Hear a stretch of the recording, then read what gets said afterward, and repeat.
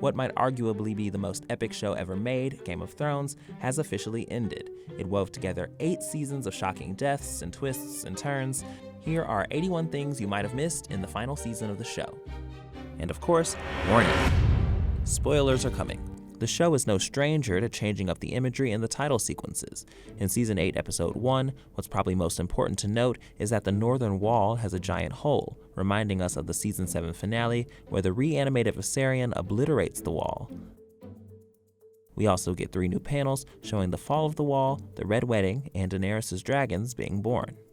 In Episode 2, the North is in full battle preparation mode, and the slight changes in the opening credits reflect that, showing new trenches lining the borders of Winterfell.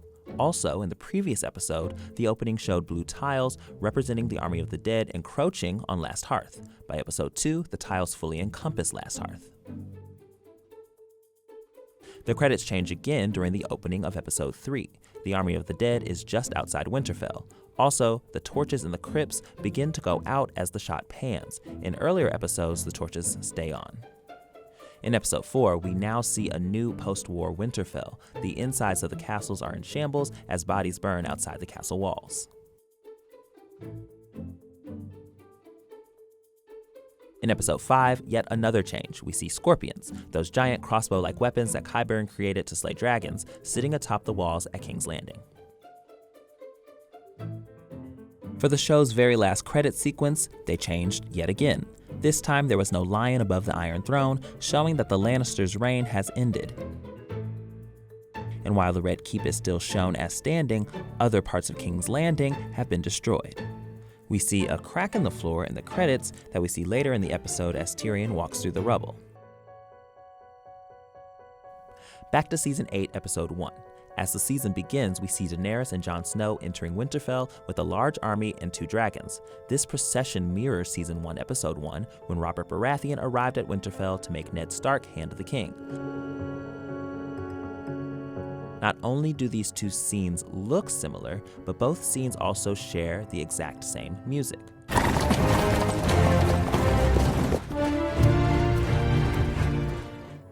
The boy pushing the crowd and climbing is similar to both Bran and Arya. Speaking of Arya, just like in Season 1, Episode 1, she catches a glimpse of the Hound, but they've got a lot more history now. The boy in this scene at the meeting of the Northern Lords is Lord Ned Umber, who we saw last season pledging fealty to House Stark. Ned Umber. Who is Ned? He's the son of Small Jon Umber, who died at the Battle of the Bastards. At the end of the episode, you may not have known where Tormund, Beric, and the others are treading carefully. Well, they're actually at Last Hearth, which is south of the Wall, but north of Winterfell, and it's where the Umbers live. At Last Hearth, Beric kills the reanimated Ned Umber with his flaming sword, illuminating a spiral pattern. We've seen this pattern before. Back in Season 3, we saw the body parts of dismembered Night's Watchmen and horses. We saw the pattern again in Season 5 when the Children of the Forest created the Night King, and then again in Season 7 in the cave drawings at Dragonstone. In another nod to Season 1, Jon and Arya's reunion in this episode is a close mirror of when Jon and Arya said goodbye in Season 1, Episode 2. They hug in a near-identical way, and that's when Jon gave Arya a needle, her beloved sword. In this episode, Jon notices that Arya still has the blade. We see Jon fly a dragon for the first time, which is certainly momentous, but there's actually more going on here. The dragon Jon flies is Rhaegal, named after his real father, Rhaegar Targaryen. In the Season 8 trailer, we saw this same scene, but Jon was not in the shot. This scene is no doubt a reference to when Jon made love to his first love, Ygritte, in a cave near a waterfall. According to the creators, this location in Season 8 is also where Jon would have hunted when he was younger. In this episode, Gendry and Arya reunite. Gendry calls Arya Lady Stark, to which Arya replies, "Don't call me that." Gendry then replies, "As you wish, my lady." This is a direct mirror of a conversation they had in Season 2, Episode 2. I should be calling you milady. Do not call me milady. As milady commands. In the scene with Bran, Qyburn gives Bran a crossbow, the weapon Cersei wants Bran to use to kill her traitor brothers. This is significant because you may remember that Tyrion uses a crossbow that looks just like this one to kill their father, Tywin Lannister. We see Bran and this crossbow again in episode 4.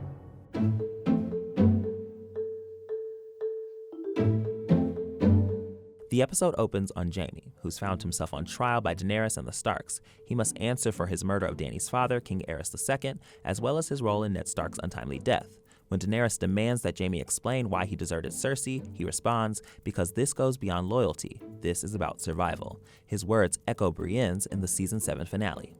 Oh, loyalty. Loyalty?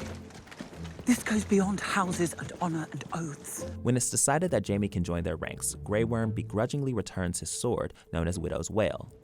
What did he call it? Widow's Wail.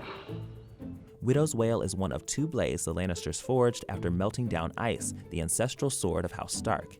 Its sister sword is Oathkeeper, which Jaime bestowed upon Brienne. Jaime served under Brienne's command in the Battle of Winterfell. The 2 blades of ice have been reunited in Winterfell for the first time since Ned left Winterfell in season 1.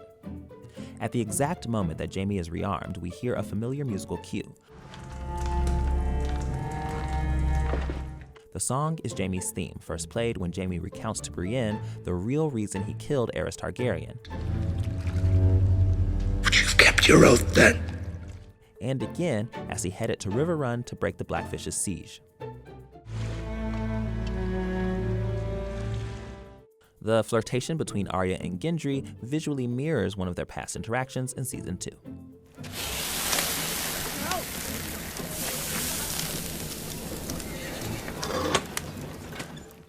During the Lannister brother reunion, Tyrion repeats his tried-and-true joke from all the way back in season 1. How would you like to die, Tyrion, son of Tywin? In my own bed, at the age of 80, with a belly full of wine and a girl's mouth around my... After meeting to discuss tactics, Jon stands with his former brothers, Samwell and Ed, the latter of whom announces, "And now our watch begins." It's a return to the oath of the Brotherhood. Night gathers, and now my watch begins. After Jon announced his watch has ended back in season 6. My watch is ended. Now the brothers must again take on the burden of defending the realm. Next, there's a doomsday romance scene between Arya and Gendry. He confides in her that he's Robert's bastard and the last of the Baratheons. It's a direct reversal of a scene in season 3 when Arya revealed to him her true identity as a Stark. It's Arya of House Stark. Their physical union echoes Robert and Ned's proposed unions of their houses underneath the crypts of Winterfell in season 1. I have a son, you have a daughter. We'll join our houses. When they undress, Arya reveals some grisly scars, the results of stab wounds inflicted on her by the waif in season 6. Meanwhile, in front of Winterfell's fireplace, Jaime holds a spontaneous knighting ceremony for Brienne on the eve of her biggest battle yet. She's proclaimed the Knight of the Seven Kingdoms, which is the title of episode 2. It's also the name of a trio of novellas written by George R.R. Martin as a spin-off from the Song of Ice and Fire series. The books follow a chivalrous knight known as Sir Duncan the Tall, who's actually mentioned several times in the show. I could tell you about Sir Duncan the Tall. At a 2016 fan convention, Martin confirmed that Brienne was descended from Sir Duncan. We can guess that's where she gets her unusual height and her bravery.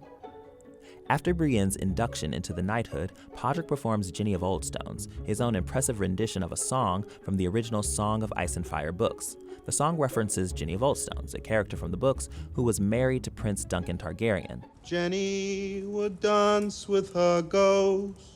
This version of the song included new lyrics, and the episode's closing credits even debuted a cover of the song performed by Florence and the Machine. I am the halls of the kings who are gone.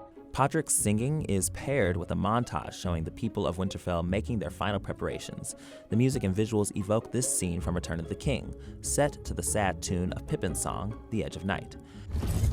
To the edge of night. The similar mood makes sense, especially given that the director of the impending battle scene cited Lord of the Rings as an inspiration.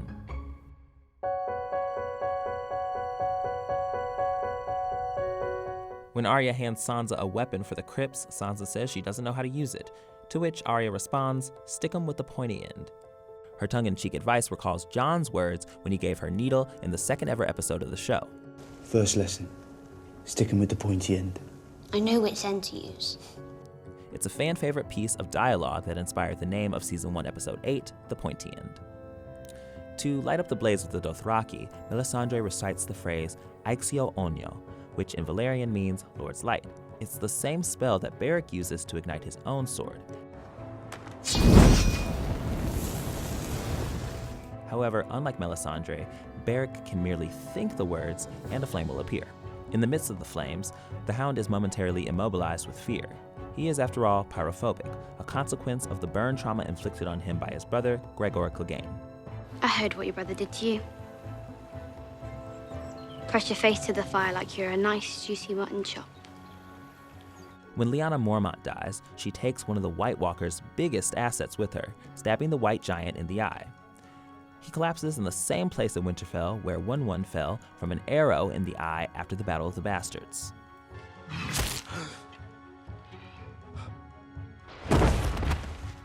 When Beric Dondarrion sacrifices himself to save Arya, he holds his body in the doorway in the figure of a cross. It's a Christ-like pose and a fitting death for a figure who's been resurrected time and time again. So why you? You think I don't ask myself that? Every hour of every day. Why am I here? What am I supposed to do? In his last moments, the devout Beric finally found his true purpose, the reason the Lord of Light allowed him to be brought back from death so many times. It was ultimately to save Arya, so that she could go on to kill the Night King. But before that, Arya finds herself reuniting with Melisandre. Back in Season 3, the Red Woman predicted that they'd meet again, and that Arya would shut many eyes forever. Brown eyes, blue eyes, green eyes. Eyes you'll shut forever. Blue eyes, of course, refers to those of the Night King. A turning point comes in the battle when Melisandre reminds Arya of the motto recited by her sword instructor, Syrio Forel.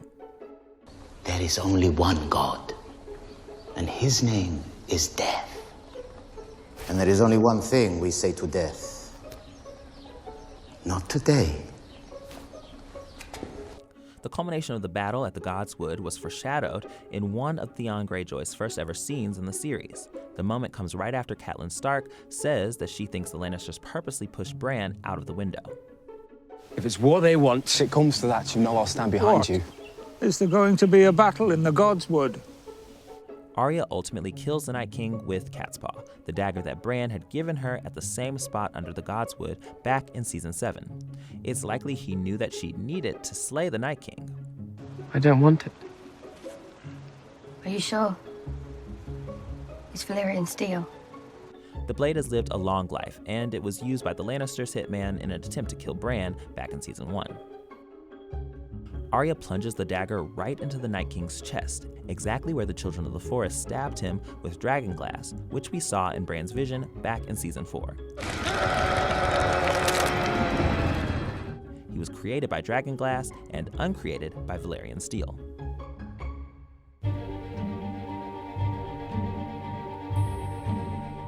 As the survivors celebrate and drink, Tyrion, Podrick, Brienne, and Jaime play a drinking game. It's the same one we've seen Tyrion play several times throughout the show. First in Season 1 with Shae and Bronn, and another time he tries and fails to play it with Grey Worm and Missandei. Anyone not drinking is disrespecting our queen. If you look closely, you can see series creators D.B. Weiss and David Benioff in the banquet hall. You can spot them as Tormund gives his big speech about Jon. Meanwhile, Arya doesn't join the others in the banquet hall. Gendry finds her and proposes, asking her to be the Lady of Storm's End, not long after Daenerys declared him Lord of Storm's End. She says no and tells him, "I don't want to be a lady, and I'm not a lady, I never have been, that's not me." This is a callback to multiple moments in the show. The first from Season 1, Episode 4, when Ned talks to her about her future as lady and she says, That's not me. There's another callback to this in Season 7, Episode 2, Stormborn, when Arya tries to get Nymeria to come back to Winterfell with her. When Nymeria walks away, Arya realizes her direwolf was meant to roam free, and she says, That's not you. Bran tells Tyrion that his wheelchair is the same one that Daeron Targaryen built for his nephew 120 years ago. Daeron was the oldest son of King Aegon III. In the books, Jon Snow mentions Daeron as a sort of historical hero of his. Bronn tells Tyrion, I've been shoveling Lannister shit, and what do I have to show? Tyrion starts to respond, power resides where men believe, before being cut off. This is a callback to Season 2, Episode 3, What is Dead May Never Die. Varys says these exact words to Tyrion. Power resides where men believe it resides. It's a trick, a shadow on the wall. Daenerys' fleet is taken by surprise when Euron and the Golden Company shot down Rhaegal. There were hints throughout the episode that the dragons were weak. If you look closely, you can see that Rhaegal's wings are full of holes. Both Viserion and Rhaegal were brought down in similar ways, one by spear and one by arrow.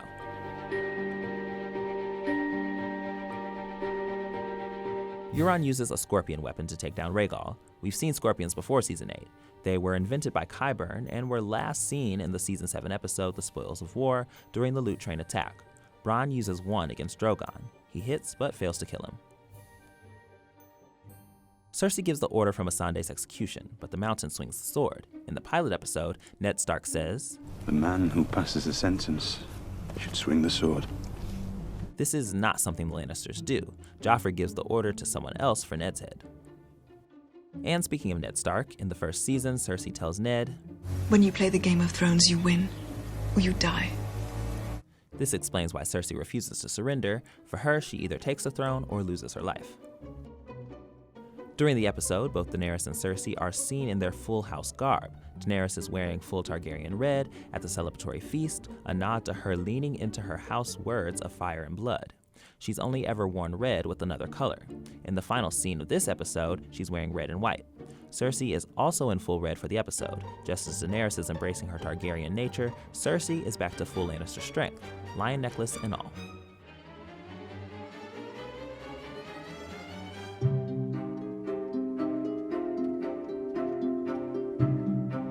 The fifth episode opens with Varys writing a letter about Jon's true parents. It's a mirror of the letter Ned Stark wrote to Stannis Baratheon back in Season 1, exposing that Jaime Lannister is the true father of Cersei's children, not Robert Baratheon.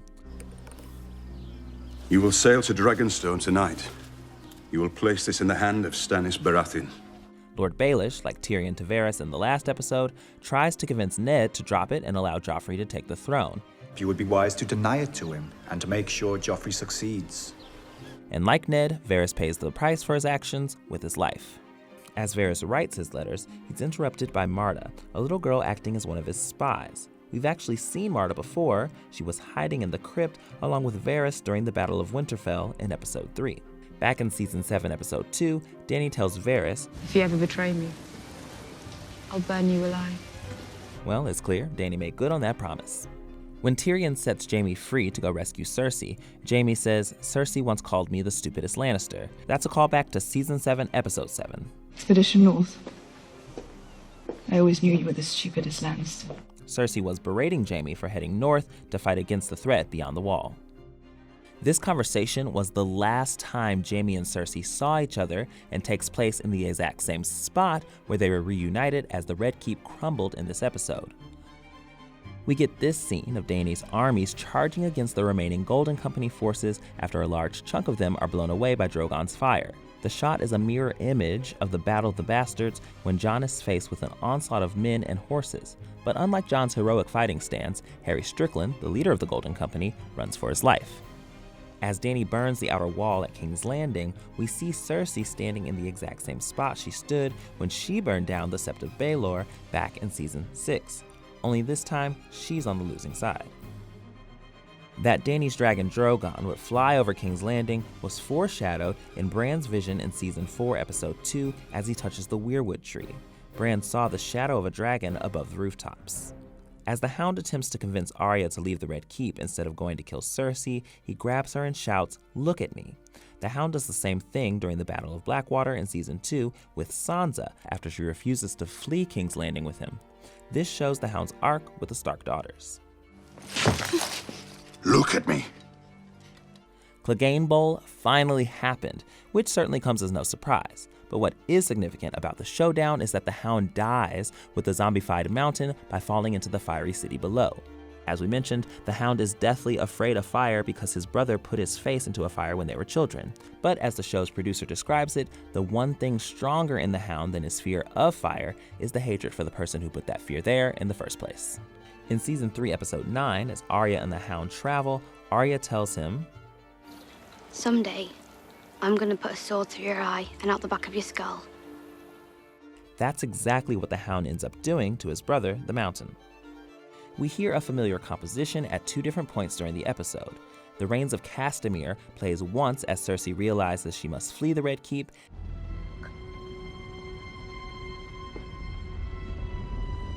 and when Jaime and Cersei face certain death, it's a mix of that song with the Light of the Seven.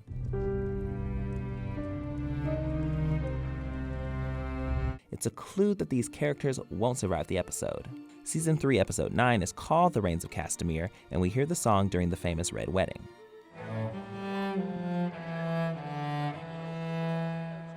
The Light of the Seven composition, though, refers back to Cersei's victory in Season 6. This episode saw the deaths of twins and lovers Cersei and Jaime Lannister experiencing one final embrace before the Red Keep collapses upon them. This moment was foreshadowed back in Season 5, when Bran asks Jaime how he would want to die, and Jaime replies, "The arms of the woman I love."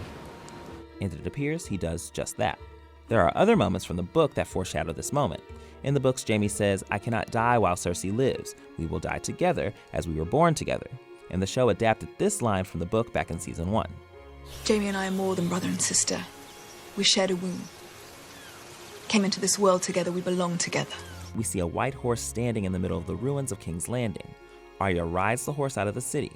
White horses in mythology often symbolize triumph, but in Christianity, it can also herald death, like in the Book of Revelation. Or is this a reference to Shadowfax in Lord of the Rings? Shadowfax is the lord of all horses. It's also worth noting that the young girl Arya is unable to save is holding on to a little white horse. Daenerys stands in the ruins of King's Landing overlooking her massive army. The image almost directly mirrors this shot from Lord of the Rings: The Two Towers, as Saruman overlooks his army before commanding them to march to Helm's Deep. Like Daenerys, Saruman also descended into madness. In that speech, she specifically speaks to the Dothraki, saying, "You kept all your promises to me. You killed my enemies in their iron suits. You tore down their stone houses. You gave me the 7 kingdoms." She's referring to the original promise Khal Drogo gave Dany's unborn son in Season 1.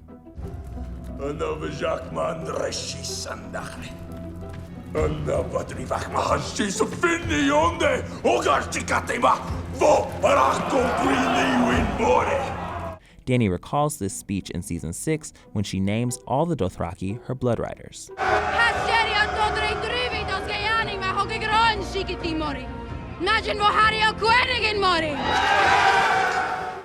In Tyrion's cell, Jon repeats the words of Aemon Targaryen, the Maester of the Night's Watch.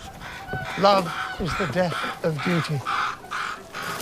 Aemon offered this piece of wisdom when Jon was considering deserting the Night's Watch in order to come to Robb's aid. Sooner or later, in every man's life, there comes a day when it is not easy. A day when he must choose. In retrospect, his words sound pretty prophetic. Dany's premonition in the Season 2 finale, Valar Morghulis, finally came to fruition. In it, she walks through a ruined throne room that's blanketed in snow. In Episode 6, however, she actually touched the throne. In the vision, she did not. The Lord of the Rings comparisons were plenty. Moments after Jon murders Daenerys, Drogon flies in and in mourning burns the Iron Throne to a crisp. This is yet another instance mirroring Lord of the Rings. As pointed out by Joanna Robinson of Vanity Fair, the Iron Throne is similar to the One Ring, an object of absolute power that is absolutely corrupting. In this instance, Daenerys was like Gollum, looking wide-eyed when she finally obtains what she's been searching for all her life.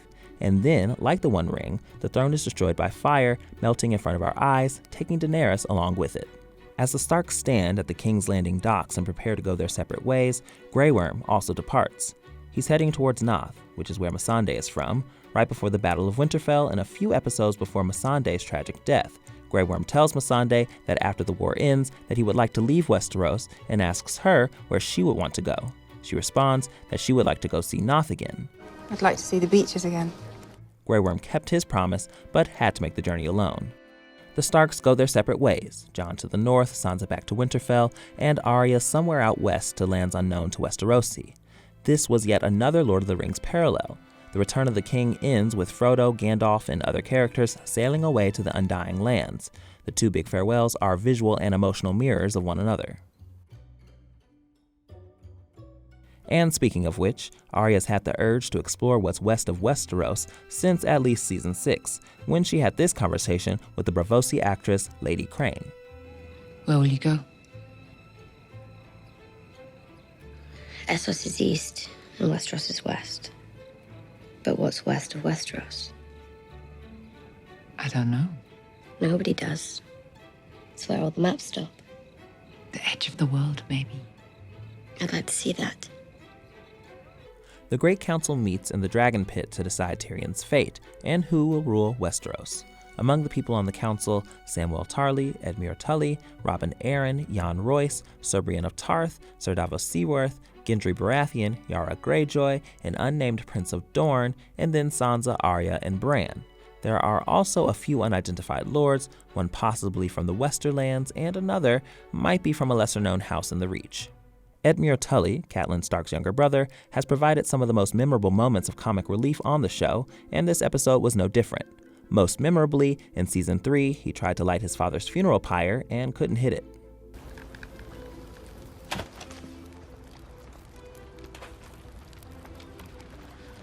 Brienne is the new Lord Commander of the Kingsguard, and she has a raven sigil on her armor representing Bran, the new king.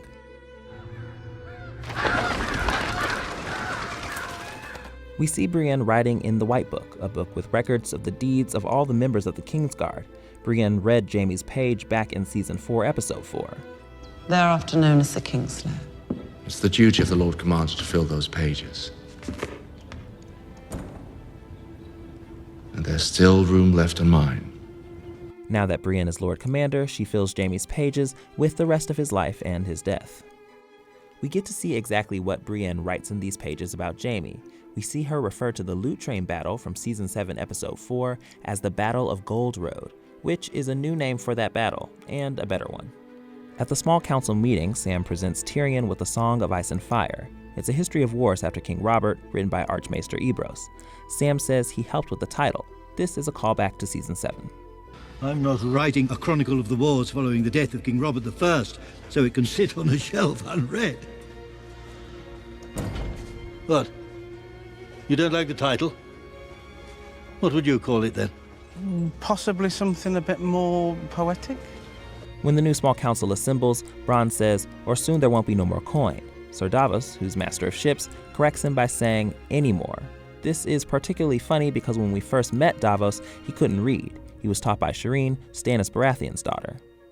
On the first night? Night. In Tyrion's final moment on the show, he says he brought a jackass and a honeycomb into a brothel. But here's the thing, we've all heard this joke before. Tyrion first attempted to tell it in his confession to Lysa Arryn in Season 1 before she cuts him off. I once brought a jackass and a honeycomb into a brothel. Silence! He then starts telling this same joke to Grey Worm and Missandei in Season 6, Episode 3, Oathbreaker, before he's interrupted once again. I once walked into a brothel with a honeycomb and a jackass. The madam says...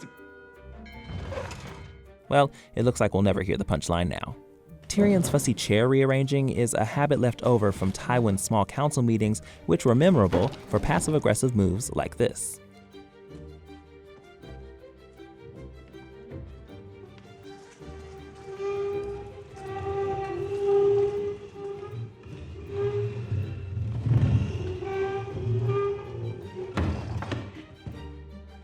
Sansa's coronation dress represents the independence of the North. It has a pattern of a weirwood tree, which grows in the forests up north. The symbolism reminds us just how much she's evolved since longing for the South in Season 1.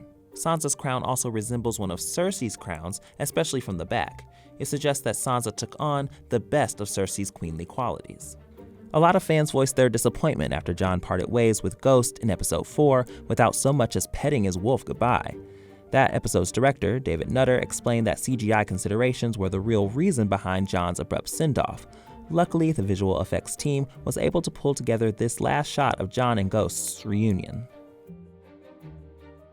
The final shot of the show is Jon Snow walking off beyond the wall with the wildlings through the woods. The show ends in the exact same place as it began. The pilot episode begins with a group of men from the Night's Watch going beyond the wall, where they encounter dead wildlings and then a White Walker. Now, they are free to walk beyond the wall with no Whites or White Walkers in sight. In a mistake seen across the world, a coffee cup accidentally ended up in Season 8, Episode 4, The Last of the Starks. And unfortunately, it happened again. In the finale, during the council meeting, you can spot not one, but 2 water bottles that were left behind. One by Sam, and one by Davos. Did we miss anything? Let us know in the comments.